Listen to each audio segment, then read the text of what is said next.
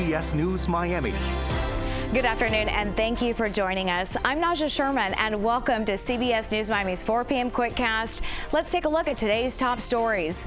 Off the top, a consumer alert for shoppers who purchase gift cards this holiday season. CBS News Miami's Ted Scouten has the important alert. We're just days away from Christmas, and there are lots of last-minute shoppers out there who are buying gift cards. Well, tonight, Miami police are sounding the alarm. We want to let everyone know about the latest scam that we have gotten word of. Miami police going on social media to let people know that scammers have a new hustle. According to police, they're stealing gift cards from store racks, professionally opening the packages, then grabbing the barcode, sealing up the package, and putting it back. They'll cut this part out right here. So this is the valuable part, and we'll pick that up in a minute. They close this back up. They'll close this back up professionally, like you see. The numbers are still exposed there. Now, you don't know if you have a complete card or not. You just see this and you go ahead and make your purchase.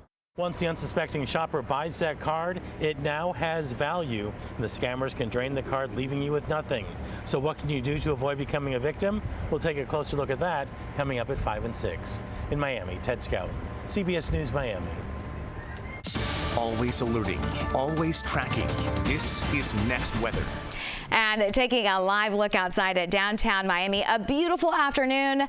But what is in store for our holiday weekend? For the answer to that question and so much more, next with our chief meteorologist, Ivan Cabrera. Hey, Ivan. Yeah, good to see you. I told you the sun would come out today, and it is out. Makes a difference, huge, as far as how you feel outside. Mid-70s current temperature right now, so the sunshine obviously warming us up a little bit more than we did yesterday. We only hit 71, so that is about the peak, and then we continue with this breeze. It's still bringing patchy clouds. But unlike the complete overcast deck that we had yesterday, we still have sunshine in between some isolated showers that continue rolling in. 71 there in Fort Lauderdale and 73 there in Key West as the winds continue anywhere from 10 to 15. We're still gusting to about 20 and 25. You see the temperatures slipping into the upper 60s with partly cloudy to mostly clear skies by 10 o'clock. We're looking good. If you're headed out of Dodge here, well, let's check in on the airports. We've got 30-minute delays. That's pretty typical there up in Seattle. We are going to be monitoring the southern part of California here. That's when that storm system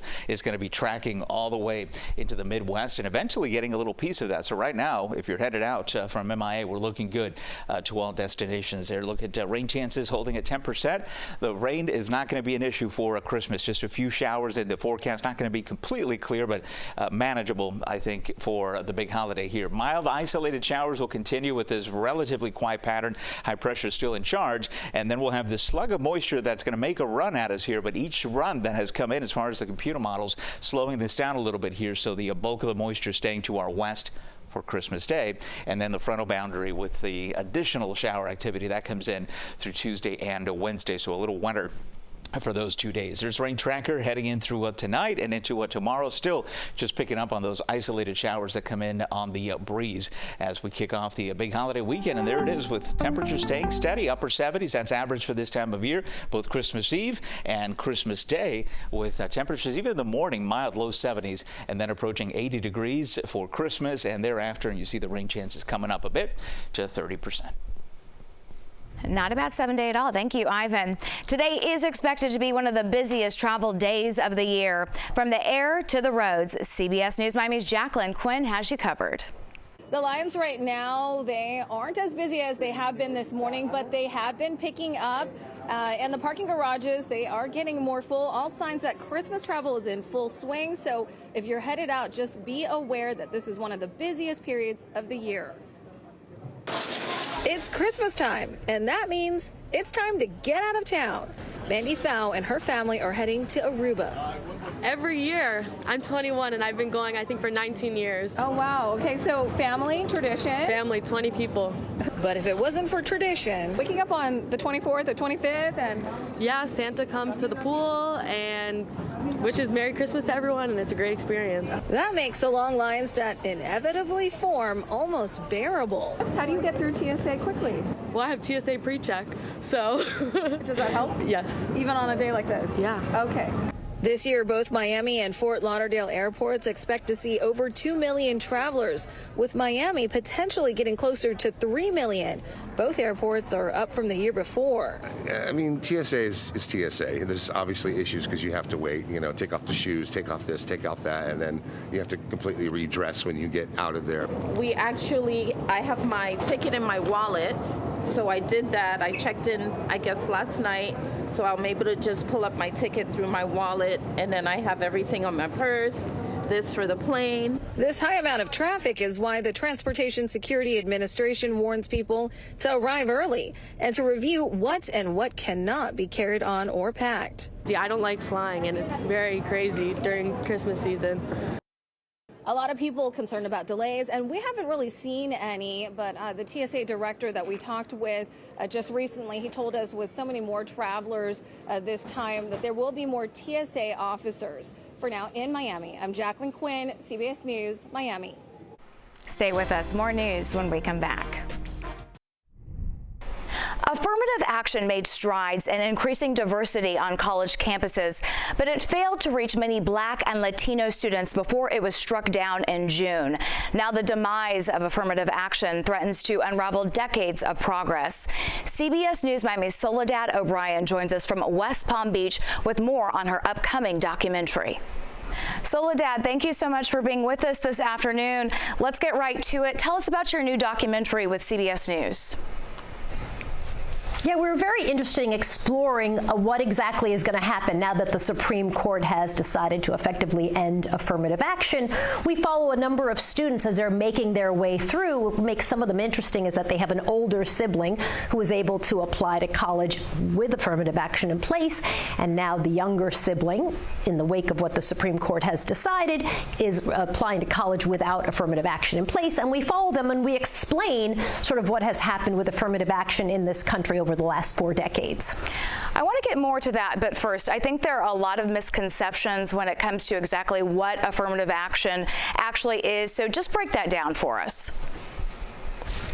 Yeah, I think the thing that is interesting is that people look at affirmative action and respond sometimes only to certain kinds. So I think there's a lot of misconceptions around the access that African American students or Latino students get under affirmative action, when we know very well. I mean, here's a statistic that's pretty interesting.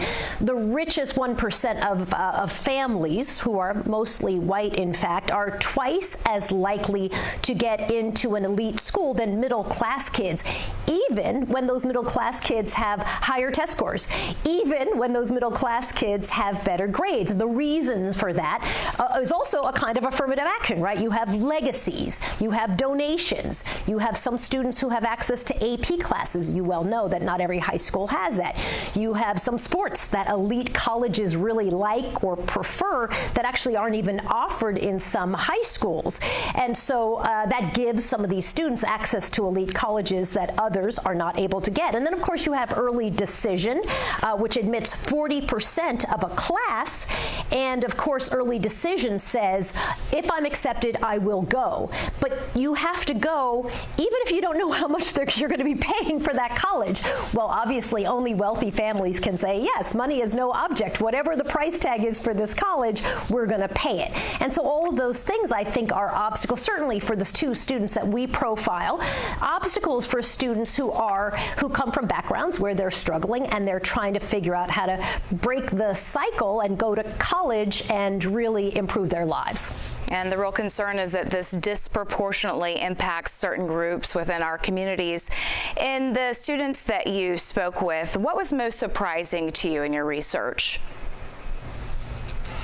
Yeah, what's interesting is that I think people really have lots of misunderstandings about affirmative action. I think that there's, this idea that somehow Black and Latino students are just getting into college willy-nilly. It's just not really accurate. And in fact, we see in 2 of our students, we have Emily and Hamza, they'll never know now why they did get in or didn't get into their school, because of course applying to college is actually quite complicated and quite complex. I have 2 kids who are heading off to college soon, right? it's a combination of GPA and essays and SAT scores, et cetera, and of course extracurriculars.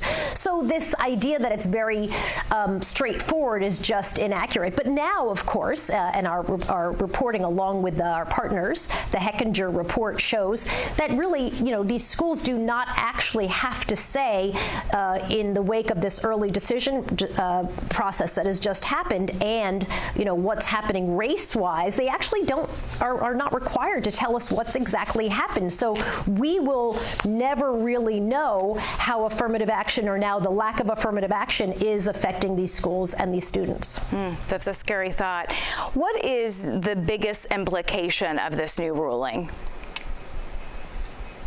It's such a great question, because I think the biggest implication is not around affirmative action, but in fact that this is really just the beginning, right? Affirmative action is just the start of a conservative movement, frankly, to eliminate race-based programs in the workplace and in corporate America, and there's lots of evidence for that. So, for example, there are lawsuits in a dozen states to end DEI programs. There are lawsuits against corporations like McDonald's and Hershey's and Amazon, and those lawsuits are focused in some cases on grants to Latino entrepreneurs or on fellowships and internships, and all that is done very intentionally. And of course you have the Fearless Fund, a private venture capital fund that is now being sued by Edward Bloom, who of course was part of the affirmative action lawsuit, and basically trying to shut that down. So I think we're really at the beginning. If I were to have to say what's the biggest implication,